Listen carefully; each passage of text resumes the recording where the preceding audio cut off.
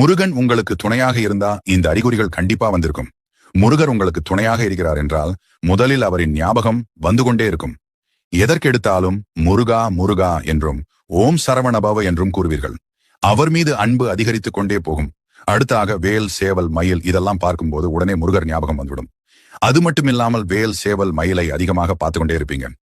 முருகனுக்கு உரிய சிறப்பான நாள் வருகிறது என்றால், அந்த நாளை நீங்கள் ஏதோ ஒரு காரணத்தினால் மறந்துவிட்டீர்கள் என்றால், அன்றைய தினம் உங்கள் மனதிலும் கண்களிலும் முருகனின் உருவப்படமோ முருகர் சம்பந்தப்பட்ட பொருட்களோ உங்க முன்னாடி வந்து ஞாபகப்படுத்தும்.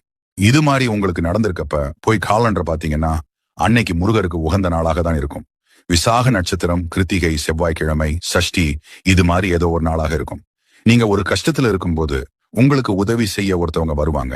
அவங்க பேர் கண்டிப்பா முருகன் பேர்கள் உள்ள ஒருத்தவங்களாகத்தான் இருப்பாங்க.